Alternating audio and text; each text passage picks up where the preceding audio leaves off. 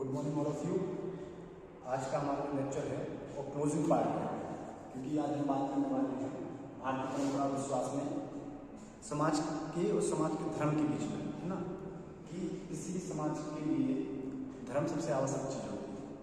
चाहे उसका व्यक्तिगत कुछ जैसे धर्म का असर मेरा ड्यूटी से है ना, और ड्यूटी का असर उसको कर्तव्य से समझ। तो जो विभिन्न धर्म क्रियाएँ आई हैं वो एक संगठनात्मक तरीके से समाज को एक धागा में पिरोने का काम कर रही है ना। तो जो प्राचीन भारतीय हमारे समाज में कुछ धर्म का आगमन होता है, ठीक है, जैसे कि जैन धर्म, बौद्ध धर्म, वैष्णव संप्रदाय, शैव संप्रदाय और तांत्रिक संप्रदाय, ठीक है, और इसके अलग अलग अपने फॉलोअर है ना। उस समय में सामाजिक स्थिति क्या चल रही थी, समाज की जो परंपराएं हैं वह समाज से निर्मित है। समाज किस प्रकार से संचालित हो रहा था, सबसे पहले यहाँ पर हम बात करेंगे समाज की नए वर्गों के आगमन की। जैसे कि उस समय पे क्या है कि अंतरजातीय विवाहें होने लग गई थी, लेकिन उसमें अंतरजातीय विवाह में भी कैटेगराइजेशन होने लग गया था। जस्ट जैसे कि ब्राह्मण, क्षत्रिय, वैश्य, शूद्र, इस प्रकार से क्लासिफिकेशन होने लग गया था।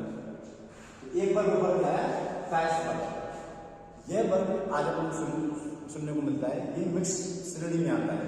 जैसे कि सपोज करिए कि उच्च वर्ण के पिता और निम्न वर्ग की माता के संयोग से जो उत्पत्ति होती थी उसको क्या बोलते थे, फिफ्थ कैटेगरी में डाल दिया गया। 4 वर्ण हुआ करते थे, ब्राह्मण, वैश्य, क्षत्रिय, शूद्र, है ना।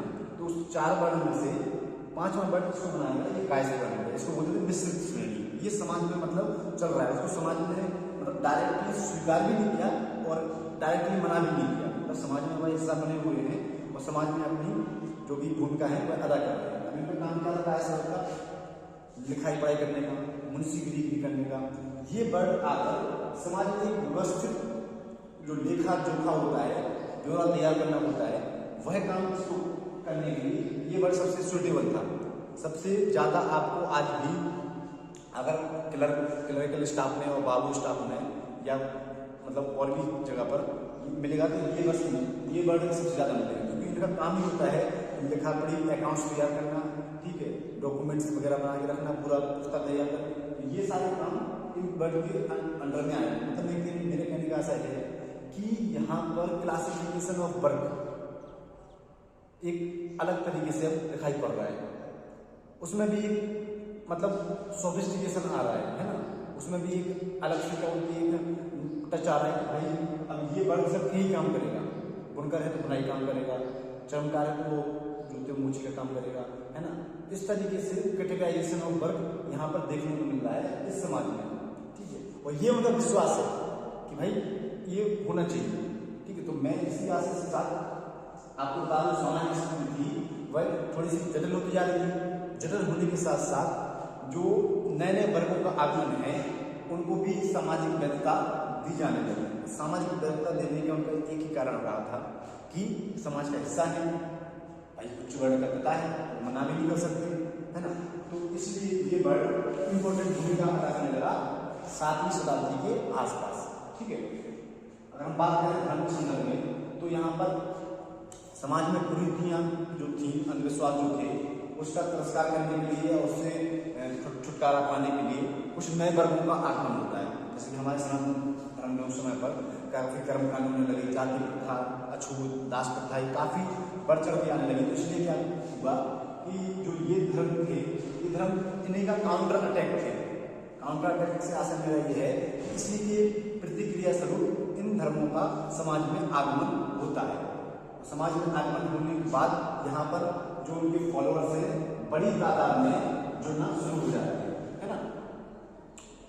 तो जैन और बौद्ध धर्म ये दोनों ही मतलब व्यक्तिगत धर्म है, 2 व्यक्तियों द्वारा अलग अलग, ठीक है। उन्होंने ज्ञान प्राप्त किया, शिक्षा प्राप्त की, उपदेश दिए, उनको फॉलोअर्स बने, और फॉलोअर्स धीरे धीरे उनकी जो उनके ज्ञान थे उसको विस्तृत करने लग गए, और विस्तृत करने के साथ साथ उसको एक अलग भूमिका अदा करना शुरू कर दिया। जैसे कि अगर हम जैन धर्म के संदर्भ में बात करें तो तो जैन धर्म महावीर जो स्वामी थे उन्होंने अपनी शिक्षाओं का, अपनी टीकाओं का संकलन किया, है ना, और संकलन करने के साथ साथ उन्होंने लोगों को भी उपदेश दिए। और जो उनके फॉलोअर्स थे, आज भी बहुत बड़ी मात्रा में फॉलोअर्स हैं और बहुत ही जो मतलब दान दक्षिणा इत्यादि के जो कार्य करते हैं हमारे जैन समुदाय में बहुत ही अच्छी तरीके से देखने को मिल जाता है ना। ये जो कम्युनिटी है मेरी पर विश्वास करती है, व्यापारी वर्ग है, ठीक है, और शाकाहारी वर्ग है ज़्यादातर, है ना, और ईश्वर में आस्था रखता है, मतलब अपने जो ईश्वर है, ठीक है। और इनकी जो फिलॉसफी है वो रियलिस्टिक वर्ल्ड है, मतलब कर्म में विश्वास करना, है ना। ये कोई सुपरस्टिशन नहीं कर रहे हैं, कोई हवन कीर्तन, ये नहीं, सिर्फ अपने कर्म में विश्वास रखिए और अपना क्या बोलते हैं जो आपका रिजल्ट है उसको प्राप्त करिए। ये इनका बेसिक सिद्धांत रहा है ना। इस चीज को ध्यान में रखिए। हम बौद्ध धर्म की बात करें तो दैट्स क्वाइट फिलोसॉफिकल, ठीक है। जैसे कि यहाँ पर अहिंसा को ज्यादा महत्व दिया जा रहा है, ठीक है। अगले धर्म की निंदा की जाती है। जैन और बौद्ध धर्म की बात की जाए तो जैन धर्म में मतलब हिंदू गुरुतियों का इतना विरोध नहीं किया जा रहा है, लेकिन बौद्ध धर्म में विरोध किया जा रहा है कि भाई ऐसा नहीं है, गलत चीज है। और ज्यादातर हम देखें जो अछूत और जो शोषित वर्ग था, है ना, वह बौद्ध धर्म का ज्यादा सफल वर्ग बना। अगर हम थोड़ा सा अभी करंट में आए, बाबा साहब भीमराव अम्बेडकर ने भी बौद्ध धर्म को स्वीकार कर लिया था लास्ट समय पर, है ना। मायावती ने भी बौद्ध धर्म स्वीकार किया, ठीक है। कई सारे जो हमारे दलित नेता हैं, दलित लोग हैं, उन्होंने बौद्ध धर्म को स्वीकार किया क्योंकि बौद्ध धर्म उनको एक्सेप्ट करता है ना। तो ये सारी चीजें हो गई। इसके साथ साथ सनातन धर्म में भी दो धाराएं उभर के आती हैं, वैष्णव संप्रदाय और शैव संप्रदाय। जो भगवान विष्णु के फॉलोअर थे, ठीक है, वो विष्णु संप्रदाय हो गए, और जो भगवान शिव को मान रहे हैं, उनके जो भक्त हैं, वो शैव संप्रदाय हो गए। ये दोनों क्या बोलते हैं कैटेगराइजेशन साथ साथ पैरेलल चलता रहता है, ठीक है। तो ये आपको थोड़ा सा ध्यान रखना है, ठीक है। एक चीज और सुनिए, वैष्णव संप्रदाय है वह थोड़ा सा शाकाहारी प्रवृत्ति का है ना, मांस मदिरा इत्यादि को एक्सेप्ट नहीं किया जा रहा है। लेकिन जो शैव संप्रदाय उसमें सब कुछ अलाउ है, मतलब सब आपने देखा ही होगा, शैव के भक्त हैं, ठीक है, तो भोले का प्रसाद समझ के सब कुछ ग्रहण करते हैं। तो वो मतलब उनकी फिलोसफी में, ये ऐसा नहीं है कि मैं उनका कल्चर बता रहा हूँ, ये जस्ट क्या होता है उनका फिलोसफिकल पार्ट है ना। किसी भी धर्म की अपनी फिलोसफी होती है, उसी के आधार पर खान पान, रहन सहन, वेशभूषा सारी चीजें निर्धारित होती हैं। तो इस समय में ये भी इसी शैव संप्रदाय से निकल गया एक तांत्रिक संप्रदाय, जो आपने देखा होगा अघोरी इत्यादि। ये सारी जो चीजें हैं एक समय काल में, है ना, अपने लोग भक्तों के साथ, अपने फॉलोअर्स के साथ आगे चल रही है, आगे बढ़ रही है।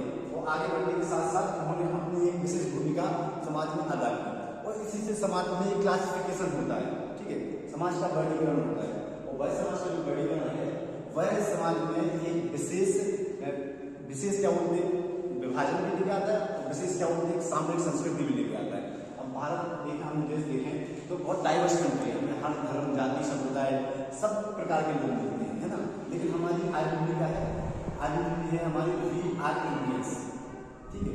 सबसे पहले हमारा ये जो राष्ट्रवाद की भावना है, ये हमें यूरोपियन पॉइंट ऑफ व्यू से मिलती है। जो यूरोपियन राष्ट्रवाद है उसी राष्ट्रवाद की तर्ज पर, है ना। किसी राष्ट्र को संपन्न करना हो तो राष्ट्रवादी भूमिका के साथ ही कार्य बढ़ता है। लेकिन जब यहाँ पर हम प्राचीन परंपरा विश्वास की बात करते हैं तो दैट इज अवर बिलीव कि हम धर्म से इंटरकनेक्टेड हैं। धर्म हमारे जीवन का एक महत्वपूर्ण हिस्सा है। मतलब प्राचीन समय से ही क्या होती है चीज हो गई थी कि धर्म के लिए लोगों ने दान पुण्य करना, धर्म के लिए लोगों का विशेष भूमिकाएं बना के रखना, भाई उनको भक्त बन जाना, ठीक है। जीवन में संन्यास आज हमारा आश्रम व्यवस्था जो है हमारी, उसमें 4 वर्ण में विभाजित किया गया है। तो लास्ट वर्ण है क्या? सन्यास है। मतलब जीवन मतलब सन्यास के साथ, त्याग के साथ त्याग करना, है ना। तो वो चीज जो है वो भारतीय समाज में ये प्राचीन परंपराओं विश्वास से हमारी चली आ रही है। हमारा विश्वास है कि हर मतलब कण कण में भगवान है। हमारा विश्वास है कि धर्म हमारी विशेष मतलब हमारी रक्षा करता है। मतलब तो ये सब चीजें मैं इसलिए बता रहा हूँ आपको कि हमारे जो विश्वास है ये कितने हमारे गहरे हैं। वो गहराई तब होती है कितने जब पीछे से आप उसको लेके चले आ रहे हैं, है ना। जो रिच कल्चर की बात करता हूँ मैं, रिच कल्चर यही होता है कि आप अपनी संस्कृति और समुदाय को कितने पीछे से साथ लेके चले आ रहे हैं और उसके साथ साथ उसको आगे बढ़ा रहे हैं, ठीक है। तो ये चीज आपको इम्पोर्टेंट है या ध्यान रखने के लिए कि प्राचीन जो हमारी परंपराएं हैं, विश्वास है, धर्म है, रिवाज है, ये सारे ना केवल एक समय काल में हमारे पास आते हैं, ये एक सतत रूप से चली आ रही प्रक्रिया का परिणाम है ना। जो हम समय समय धीरे धीरे उसको कल्चर को इवॉल्व किया, उसको हमने देखा, अपनी सोसाइटी में एक्सेप्ट किया, उसको माना, उसको पहचाना, उसको महत्वता दी। इसी आधार पर रिवाजों के आधार पर समाज को एक धागा में तोड़ने का काम करते। कहते नहीं कि भाई ये काम नहीं करो समाज क्या करेगा, ये काम नहीं करो समाज में बेइज्जती होगी। तो ये कहने का असर यही है कि समाज एक सोशल वेलेबिलिटी की बात चल रही है, सामाजिक वैधानिकता की बात चल रही है ना। तो यह वैधानिकता आपकी प्राचीन समय से ही शुरू हो जाती है। आज हम कोई भी काम करते हैं तो सरस्वती माँ सरस्वती को मतलब चरण स्पर्श करके दीप प्रज्वलित करके करते हैं, जबकि लिखा तो है नहीं, संविधान में लिखा है, लेकिन ये हमारी संस्कृति हमारे विश्वास का एक हिस्सा है। ये हमारा कोई स्वभाव कारण होता है। जैसे कि हम घर पे कोई शुभ काम करते हैं तो भगवान गणेश को पूछते हैं, ये क्या लिखा तो है, लेकिन फिर भी हमारे विश्वास है। विश्वास क्या होता है, पीढ़ी दर पीढ़ी बना चला आता है। ठीक है, तो ये सारी चीजें हैं जो हमें विश्वास के आधार पर संचालित होती है ना। ये आपकी यूनिट थी।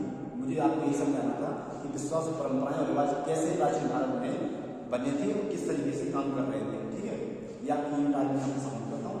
कुछ थोड़ा सा मैं बात करूँ, देखो बात करूँगा, उसके बाद में आपका महमूद गजनवी और मोहम्मद गोरी के आक्रमण के ऊपर भारत में बात करूँगी। ठीक है।